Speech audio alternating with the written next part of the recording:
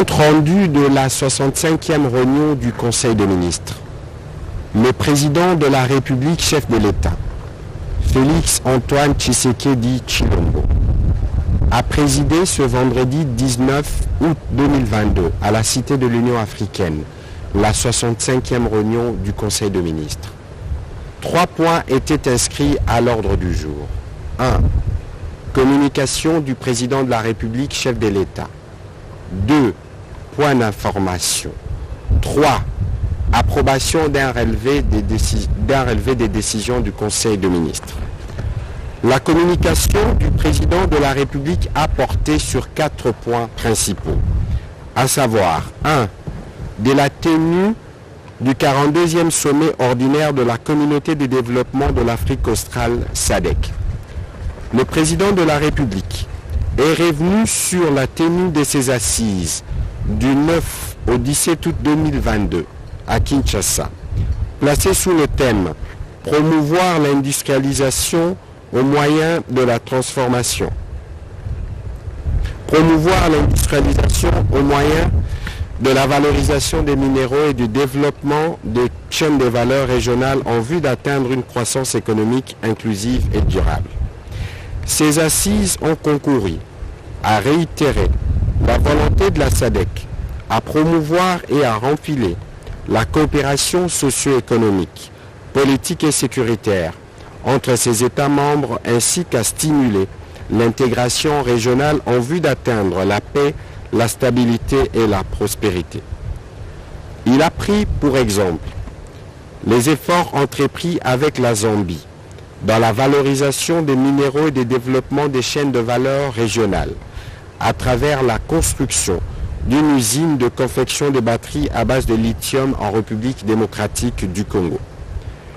C'est ce sommet qui a aussi marqué l'investiture de notre pays à la tête de cette organisation régionale, a-t-il indiqué, nous appelle à beaucoup de responsabilités, au-delà du grand retour que signe la République démocratique du Congo sur l'échiquier international depuis son investiture à la magistrature suprême. Le président de la République a tenu à féliciter et à remercier le peuple congolais, le gouvernement et toutes les structures qui ont été impliquées pour la réussite et la bonne organisation de ces assises qui permet à notre pays d'affirmer sa vocation de leadership régional.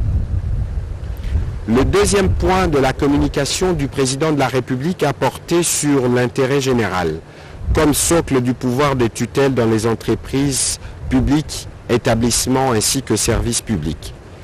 Au regard des différents rapports qui lui sont parvenus sur la marche des entreprises publiques, des établissements et services publics de l'État, le président de la République a exhorté les membres du gouvernement à toujours privilégier l'intérêt général dans la collaboration avec les différents mandataires dans la direction des entreprises pour le bien de ces sociétés. Troisième point de la communication du président de la République sur l'opérationnalisation du registre des sociétés coopératives. Le président de la République a rappelé sa communication durant la 45e réunion du Conseil des ministres, tenue le 18 mars 2022, au cours de laquelle il avait souligné la nécessité pour le gouvernement de soutenir l'émergence d'une filière agricole nationale afin de matérialiser sa vision de la revanche du sol sur le sous-sol. Il a indiqué que l'un des éléments contributeurs à la promotion des produits agricoles locaux est la signature par le Premier ministre en date du 9 mars 2020 du décret numéro 20/007 portant désignation de l'autorité administrative chargée de la tenue du registre des sociétés coopératives répertoriées sur notre territoire. Ces registres ont pour vocation de recevoir les immatriculations des sociétés coopératives afin de leur permettre d'acquérir la personnalité morale adaptée à leur statut.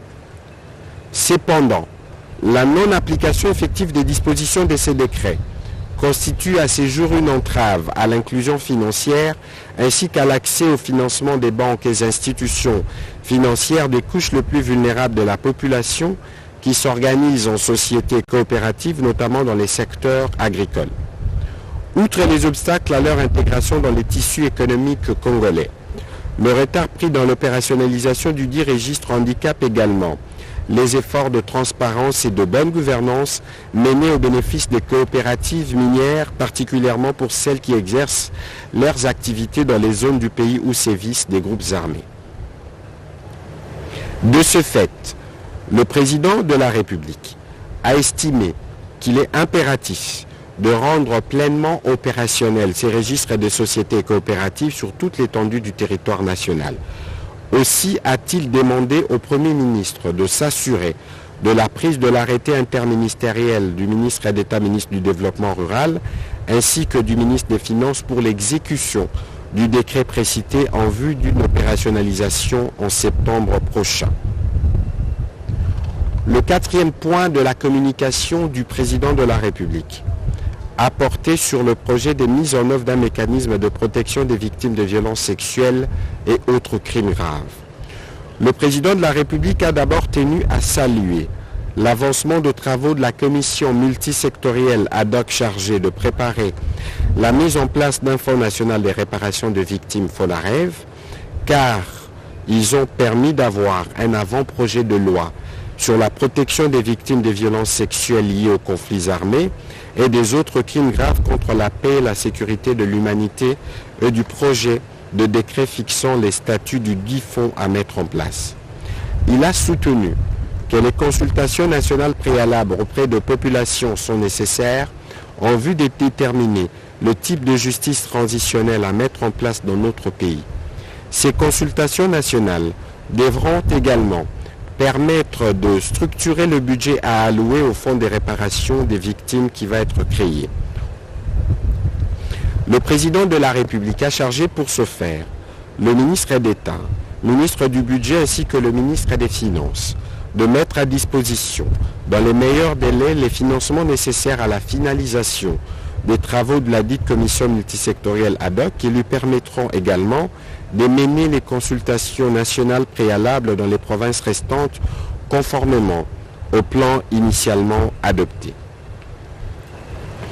Intervenant à la suite de la communication du président de la République, le Premier ministre chef du gouvernement a d'abord tenu à féliciter le président de la République pour sa prise de fonction et pour la bonne tenue en tant que président en exercice de la communauté des États de l'Afrique australe SADC. Il a rassuré le président de la République de l'engagement du gouvernement à travailler à ses côtés pour la réussite de son mandat à la tête de cette organisation sous-régionale. Ensuite, le Premier ministre est revenu sur la situation sécuritaire dans la province du Bas-Ndombe, particulièrement dans le territoire de Kwamut, consécutive aux affrontements entre les communautés ethniques Teke et Yaka. Face à la dégradation de la situation, il a annoncé la voie sur place d'une mission gouvernementale pour faire l'état des lieux de la situation sécuritaire et humanitaire en vue de prendre des mesures supplémentaires qui s'imposent. En attendant, le gouvernement réitère sa solidarité aux populations touchées par ces violences. Suivant les instructions reçues du président de la République, à la suite de la réunion de sécurité qu'il a présidée et qui a décidé de la réévaluation du plan de retrait de la MONUSCO, conformément à la résolution 2556, le Premier ministre chef du gouvernement a informé le Conseil qu'il a échangé à ses propos avec la représentante spéciale du secrétaire général des Nations Unies, Mme Bintou Keïta, pour faire le point sur la question et programmer dans le prochain jour une séance de travail sur la dite évaluation. Le Premier ministre a terminé son intervention en revenant sur les revendications du bon syndical dans les secteurs de l'éducation, de la santé telles qu'abordées par le président de la République au cours de la 64e réunion du Conseil des ministres. Il a rassuré que les membres du gouvernement concernés, notamment le ministre de l'Enseignement supérieur et universitaire, de l'enseignement primaire, secondaire et technique et de la santé publique, hygiène et prévention, ont accordé les bénéfices de l'urgence à cette problématique et mènent des discussions dont les conclusions seront présentées en Conseil des ministres. Dans la perspective d'une rentrée scolaire apaisée et calme, le Premier ministre a salué la tenue fructueuse du 8 au 12 août 2022 à Mbouakourouch des travaux de la commission paritaire gouvernement du syndicat LPST sur l'évaluation de l'addendum du protocole d'accord de Bibois, travaux sanctionnés par la signature d'un communiqué final. Au deuxième chapitre du Conseil des ministres de ce jour, relatif aux points d'information, État et administration du territoire. Le vice-premier ministre, ministre de l'Intérieur, Sécurité, Décentralisation et Affaires coutumières, a brossé l'état du territoire national qui reste généralement calme sur toute l'étendue du pays. La police nationale poursuit ses opérations de lutte contre toute forme de criminalité, essentiellement dans les milieux urbains. Il est revenu aussi sur la situation sécuritaire dans les provinces sous état de siège. L'état d'esprit de la population a été marqué cette semaine par la clôture des travaux du 42e sommet des chefs d'État et de gouvernement de la SADC, mais aussi par les efforts de la police pour lutter contre la recrudescence du banditisme urbain dans la ville-province de Kinshasa.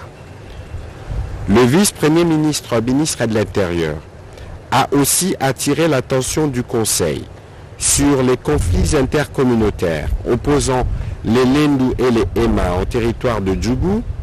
Ces derniers ont créé une situation d'insécurité justifiée par des affrontements au chantier minier semi-industriel de Waya, situé au village de Lingbanja, secteur de Walendu Djati, causant la mort de 16 personnes le 16 août dernier. Les efforts déployés par le gouvernement pour mettre fin au conflit intercommunautaire entre les Yaka et Teke pour notamment répondre aux cris de détresse de la communauté Banounou dont les notables souhaitent une réconciliation afin d'accueillir les frères réfugiés en République du Congo. Le ministre de l'Intérieur a aussi informé le Conseil que le mouvement citoyen Véranda Muchanga projette une marche le lundi 22 août 2022 pour exiger de nouveau les départs immédiats de la MONUSCO, devenue à leurs yeux incapable d'assurer la protection de populations de l'Est du pays. Le vice-premier ministre, ministre de l'Intérieur, a rassuré que les forces de sécurité ont été instruites et toutes les dispositions sont prises pour parer à toute éventualité en cas de débordement. Toujours sur ces chapitres, la vice-ministre de la Défense nationale a présenté une synthèse de la situation opérationnelle militaire du pays qui demeure globalement sous contrôle des forces armées de la République démocratique du Congo, hormis les zones sous occupation du M23 soutenues par l'armée rwandaise. Elle a indiqué que les opérations menées par les forces armées se poursuivent pour mettre fin à l'activisme notamment de ZADF dans la province de l'Ituri, mais aussi des autres forces négatives en province du Nord Kivu. Cette coalition M23 RDF a tiré le 16 août dernier sur les positions de forces armées de la République démocratique du Congo, à hauteur du pont Rwanguba, Rangira et Muimbira, à l'aide de deux armes 12,7 mm installées sur la colline Tuema surplombant la localité de Rangira. Dans le cadre de la recherche des solutions pour l'éradication de ces groupes armés, notamment dans le sud Kivu, la vice-ministre de la Défense nationale et ancien combattant a informé le Conseil qu'un mémorandum d'entente MOU a été signé en bilatéral avec la République du Burundi et son exécution a débuté le 15 août dernier au travers les déploiements d'un contingent de défense du Burundi. La détermination du gouvernement reste ferme pour mobiliser davantage de moyens au profit de nos forces de sécurité dans l'objectif bien compris de ramener la paix dans la partie est de notre pays. Évolution de la situation de la pandémie à Covid-19. Le ministre de la Santé publique, Hygiène et Prévention a présenté la situation générale de l'épidémie à Covid-19 en République démocratique du Congo. Celle-ci reste stable et contrôlée dans l'ensemble du pays avec un taux de létalité nageant autour de 1,5%. Il a indiqué que le taux de positivité de tests Covid-19 par rapport à la semaine précédente a baissé de 1,46 à 0,73%. Une légère baisse du nombre de nouveaux cas importés a été aussi constatée. Aucun décès n'a été notifié au cours de cette dernière semaine. En dépit de ces tendances à la baisse, le gouvernement insiste pour que notre population continue à faire preuve de vigilance. Sur un autre chapitre, le ministre de la Santé publique, Hygiène et Prévention a informé le Conseil de la situation qui prévaut au Nord Kivu concernant le décès le 15 août dernier d'un cas suspecté de la maladie à virus Ebola. Il a rassuré que des actions urgentes ont été entreprises, notamment l'investigation approfondie par l'équipe cadre des zones de santé de Beni dans les listages de contacts, la décontamination à l'hôpital général et dans la communauté. Les stocks de vaccins contre cette épidémie est disponible dans cette province. Un plan de riposte est en instance d'exécution. En attendant les résultats de séquençage devant permettre de déclarer officiellement une épidémie dans cette zone de santé et de la classifier, le gouvernement recommande la prudence à la population. Par ailleurs, le ministre de la Santé publique, Hygiène et Prévention a fait part au Conseil des revendications sociales des agents de son secteur. Il a réitéré la volonté du gouvernement qui ne cesse de déployer des efforts pour y apporter des solutions idoines. C'est ainsi qu'un atelier gouvernement syndicat est projeté dans les prochains jours pour la réactivation des avantages sociaux, transport et logement de toutes les catégories professionnelles de la santé afin de rencontrer les attentes de médecins et autres catégories du personnel de santé. Le ministre de la Santé publique a rappelé que des signaux forts ont déjà été donnés par le gouvernement, à savoir la signature de l'ordonnance présidentielle portant nomination au grade allant de médecin général au médecin résident et qui concerne plus de 900 médecins. La mise en place de la commission stratégique en vue du suivi de la mise en œuvre des résolutions des Bibois. La mise en place du comité chargé de l'examen des médecins dont la prime a été bloquée et le dit comité a procédé à l'examen de cas réceptionnés. Le Conseil a pris acte de cette note d'information. Intervenant à son tour, le ministre d'État, ministre des Infrastructures et Travaux publics, a présenté les éléments nouveaux enregistrés sur les chantiers de projets particuliers réalisés et en cours de réalisation pour la réhabilitation et la construction de certains axes routiers dans la ville-province de Kinshasa. En ce qui concerne le projet Kinshasa Zéro Trou, le taux de décaissement de fonds pour le premier lot a atteint le 100%. L'état physique d'exécution au 13 août 2022 a quant à lui atteint 96%. Quant au projet Chilejelo, le taux de décaissement financier a franchi la barre de 36,5% au 13 août dernier et les travaux de construction des routes, caniveaux et des revêtements des chaussées progressent à Kinshasa. Le projet Moderne Construction a connu à la même date un taux de décaissement de fonds de 45,22% alors que les travaux avancent presque au même rythme. Enfin, en ce qui concerne le projet ABC Construction, le taux d'exécution physique a dépassé les 38%. Le ministre d'État, ministre des Infrastructures et Travaux publics, a également fait le point sur l'avancement satisfaisant des projets directement financés par le Fonds d'entretien routier FONER, relatif à la lutte anti-érosive à Kinshasa, en province de Lomami, Kasaï central et Kasaï oriental, mais aussi ceux de désenclavement du quartier Koluka et d'amélioration de la fluidité au carrefour Macampagne à Kinshasa. Pour terminer, la situation des financements du projet de bitumage de la route nationale numéro 1 dans son tronçon Kananga-Mujimai a été passée au peigne fin. Le Conseil a été informé de la juxtaposition des financements sur le même tronçon, privilégiant ainsi l'option de la mutualisation des efforts en vue de la matérialisation de ce projet important qui permettra une liaison routière directe entre le centre et l'ouest du pays. Le ministre d'État, ministre des ITPR, a rassuré le Conseil d'avoir chargé la cellule infrastructure de son ministère pour la coordination des activités sur cet axe routier spécifiquement. Elle portera sur l'harmonisation des standards techniques, la répartition de tronçons à couvrir par chaque financement et le suivi de l'exécution des projets. L'approche proposée, a-t-il insisté, a l'avantage de préserver les deux financements à présence et de garantir la réalisation d'autres investissements programmés avec la Banque africaine de développement, à savoir les voiries à Kananga et Kabe à Kamanga, la construction du pont sur la rivière Kasaï à Kalabambouji entre la République démocratique du Congo et l'Angola, ainsi que la construction du poste frontalier. Le Conseil a aussi pris acte de ce rapport.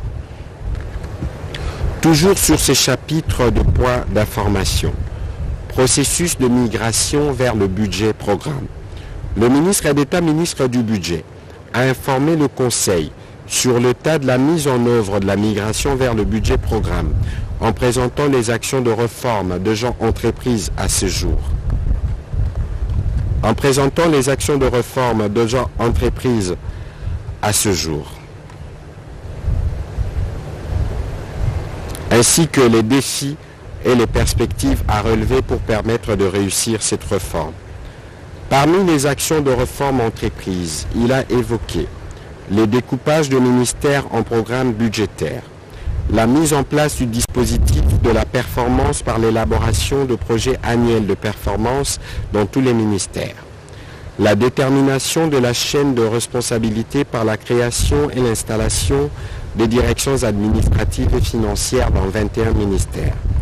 Quant aux perspectives, le ministre d'État, ministre du Budget, a indiqué l'adoption par les gouvernements des maquettes de programmes budgétaires et du décret portant reclassement des organismes auxiliaires, l'élaboration des outils techniques et pédagogiques pour l'uniformisation de procédures budgétaires pour tous les cycles budgétaires, la mobilisation du financement pour les réformes, l'accélération de la mise en œuvre de réformes connexes pour optimiser les succès dans la mise en œuvre de la réforme budget-programme et la coordination garantie de l'action gouvernementale et l'implication de tous les acteurs font partie des principaux défis que le gouvernement s'emploie à relever dans les budgets pour respecter l'échéance du 1er janvier 2024. Au demeurant, le ministre d'État, ministre du Budget, a préconisé la tenue d'un séminaire gouvernemental pour permettre aux membres du gouvernement de s'imprégner de principes, des enjeux et les articulations du budget-programme en République démocratique du Congo.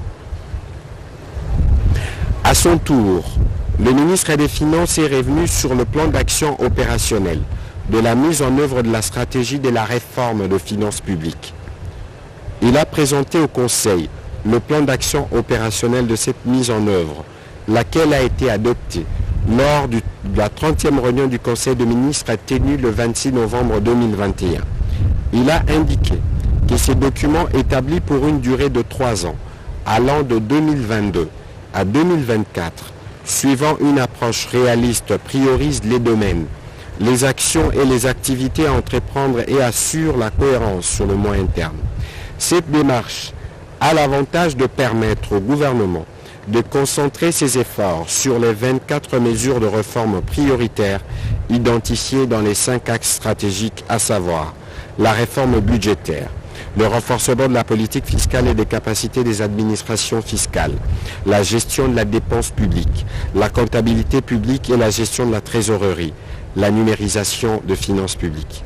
Ces plans d'action servira de tableau de bord pour le Comité national de pilotage de la stratégie de la réforme des finances et fera l'objet d'un suivi régulier lors des réunions périodiques sous la supervision du Premier ministre chef du gouvernement. Son adoption a soutenu le ministre des Finances, constitue l'un des engagements pris par le gouvernement dans le cadre du programme économique conclu avec le Fonds monétaire international. Le Conseil a aussi pris acte de ces plans d'action opérationnels de la mise en œuvre de la stratégie de la réforme de finances publiques. Dernier intervenant sur ces chapitres de points d'information, le ministre de l'Agriculture a présenté au Conseil le rapport de mission qu'il a effectué au Royaume du Maroc, au terme de laquelle Il a obtenu de l'organisme chérifien pour le phosphate un appui de 5000 tonnes d'engrais agricoles permettant d'améliorer la production. Dernier chapitre du Conseil des ministres de ce jour, relatif à l'approbation d'un relevé des décisions du Conseil des ministres. Le Conseil des ministres a adopté le relevé des décisions prises lors de sa 64e réunion tenue le vendredi 12 août 2022. Commencé à 13h36, la réunion du Conseil des ministres a pris fin à 18h. Je vous remercie.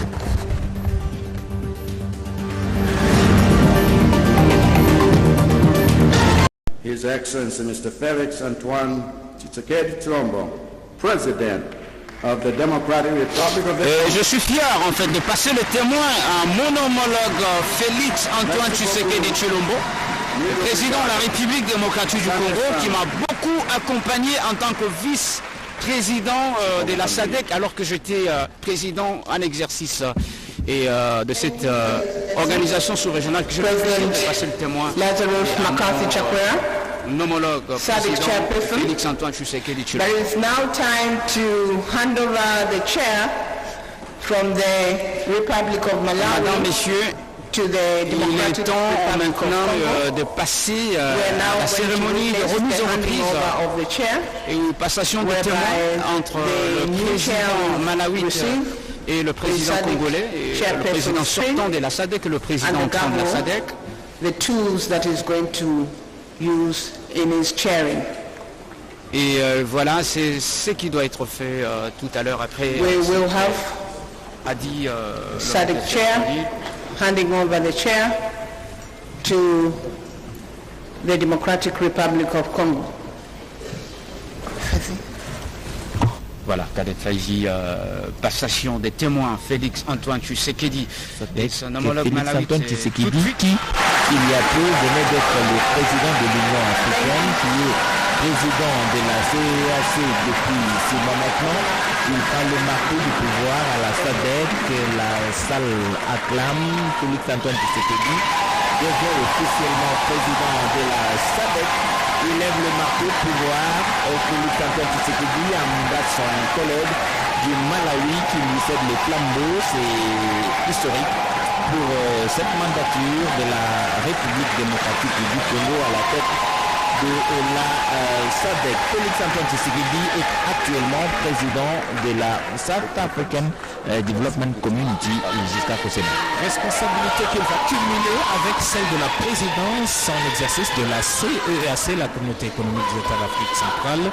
Quel du bonheur pour lui après avoir présidé l'Union africaine pendant une période trouble due essentiellement à la pandémie de la Covid-19. Il a inventé un protocole propre pour organiser le sommet et maintenir le contact avec tous les chefs d'État. Félix Antoine Tshisekedi, congratiné par ses pairs de la SADC, 16 au total, il succède ainsi à Lazarus Tchakoura qui lui-même avait succédé à Philippe Nyusi du Mozambique.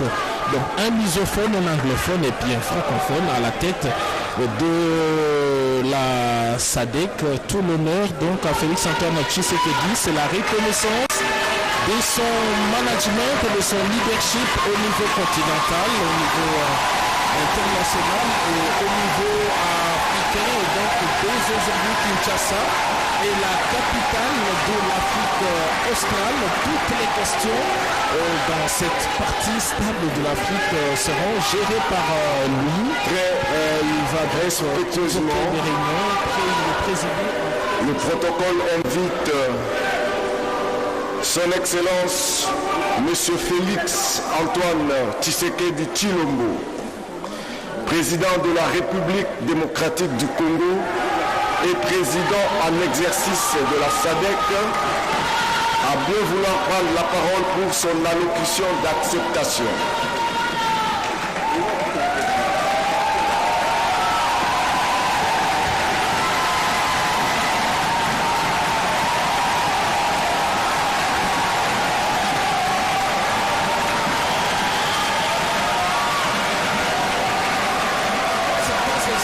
Avec les distingués premières dames que l'on voit ici à l'écran.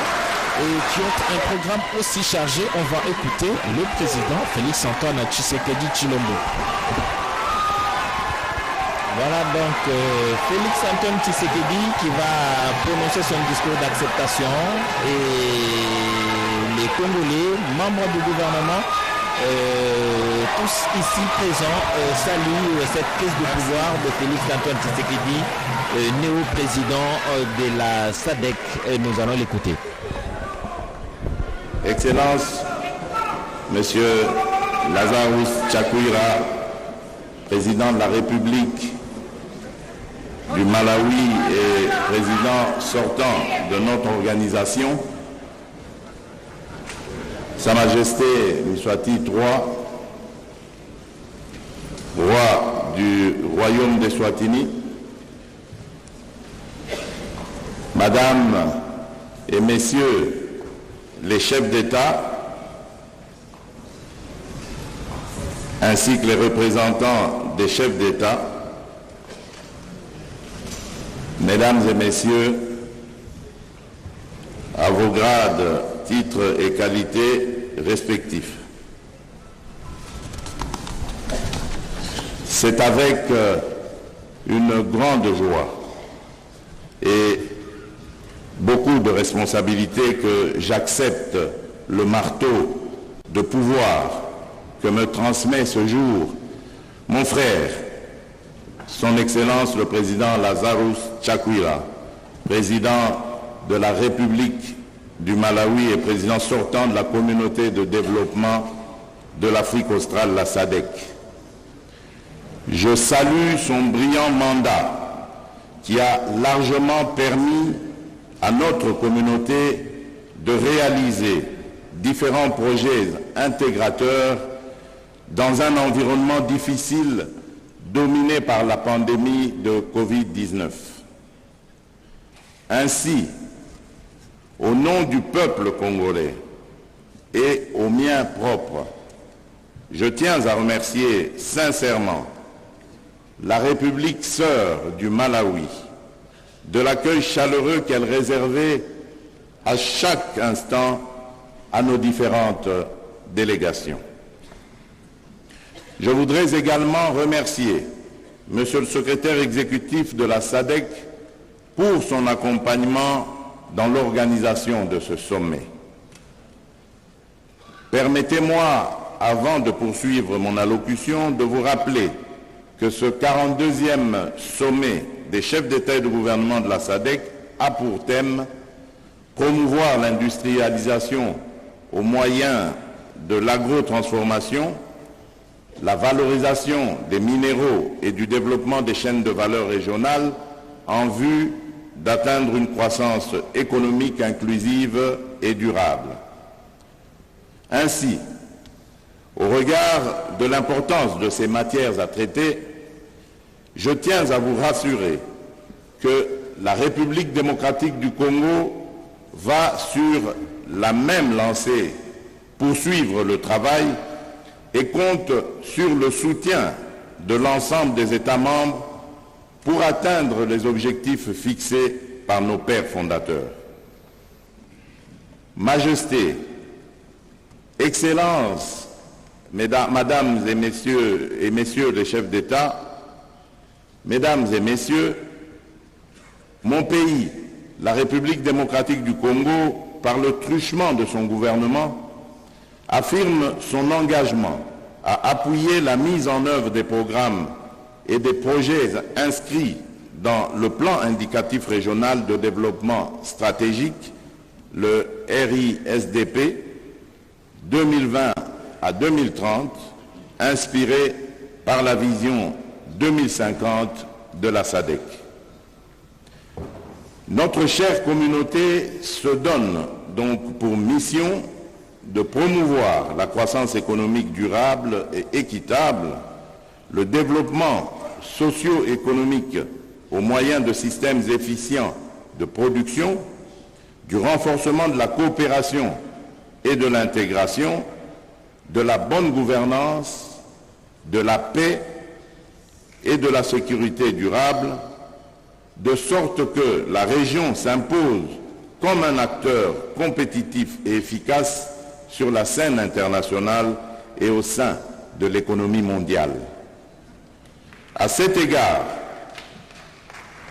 durant mon mandat, je m'activerai à implémenter les programmes destinés à développer les infrastructures et les services de la région qui sont en lien direct avec nos principales stratégies qui visent à stimuler l'intégration économique et à éradiquer la pauvreté dans la région de la SADC. Majesté, Excellences, Mesdames et Messieurs les chefs d'État, Mesdames et Messieurs,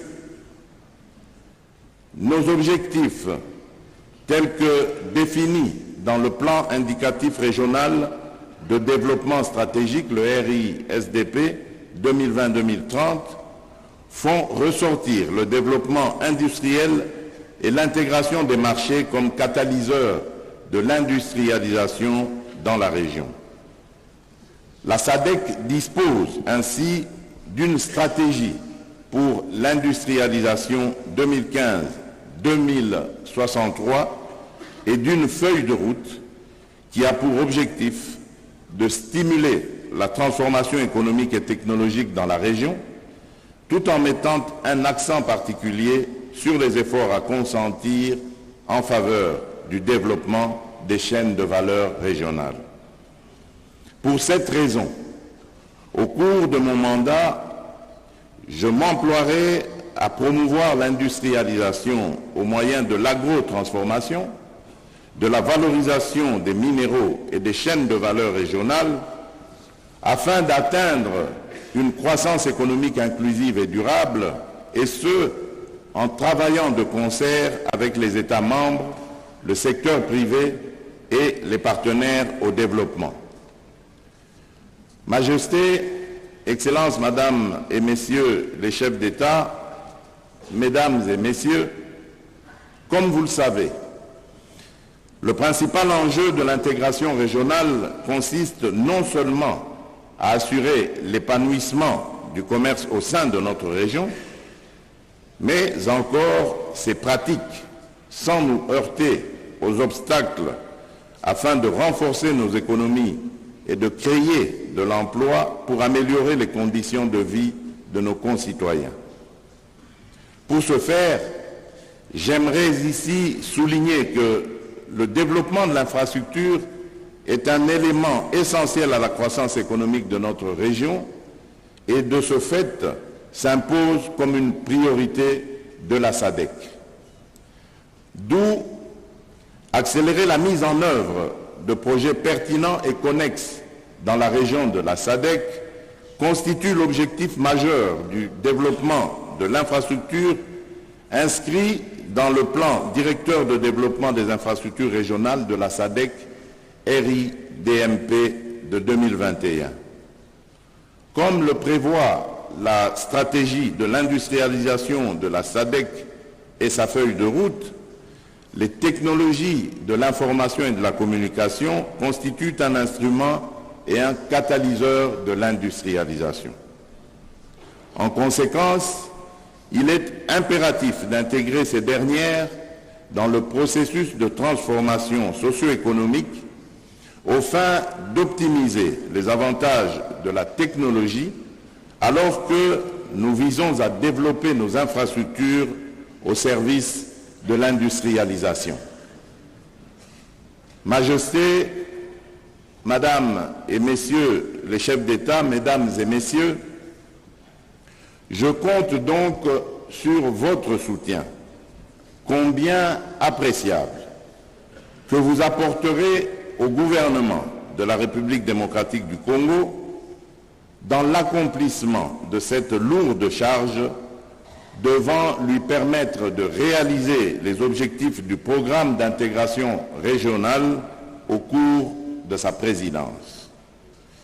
À ce sujet, nous sommes impatients de travailler en étroite collaboration avec tous les États membres pour que la SADC fasse de l'intégration régionale une réalité vivante.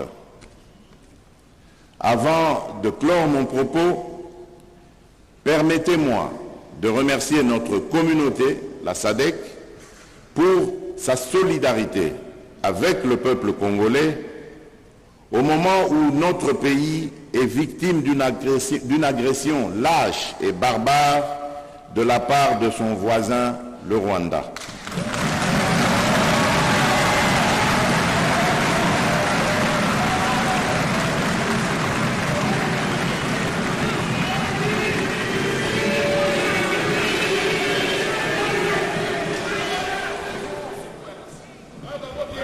Et nos remerciements appuyés à la République d'Afrique du Sud, la République du Malawi et la République unie de Tanzanie, dont les vaillants soldats partagent leur sort avec les nôtres au prix du sacrifice suprême pour que la paix revienne dans la partie est de notre pays.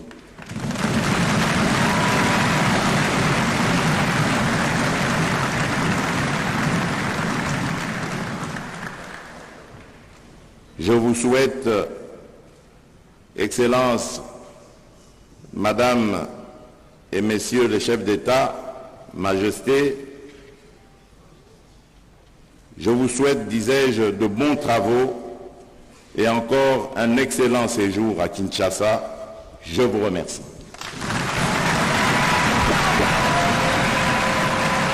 Mesdames et messieurs, Félix-Antoine Tshisekedi Tshilombo a donc clos son discours d'acceptation. Il est le président actuel de la South African Development Community SADC. Il va présider au destiné de cette organisation. Le président Félix-Antoine Tshisekedi a rappelé que son mandat, il va axer sur l'industrialisation. Prend fin la cérémonie d'ouverture de ce 42e sommet ordinaire des chefs d'État et des gouvernements de la SADC. Papa, maman,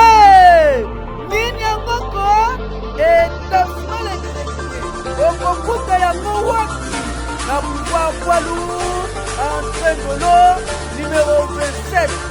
Établissement les Greniers, il dit qu'établissement la Katabile, province de Kinshasa. Établissement les Greniers, Souka. Établissement les Greniers, Bakoya Mayokuna, et Papa Laurent, na Maman Nani.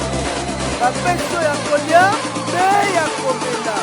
Na établissement les Greniers, bazoteka en gros mais na détail. Na établissement les Greniers, Bapezali, ya Paris et na Bruxelles. Na établissement les Greniers, les peuples d'abord. Na établissement les Greniers, Dinati.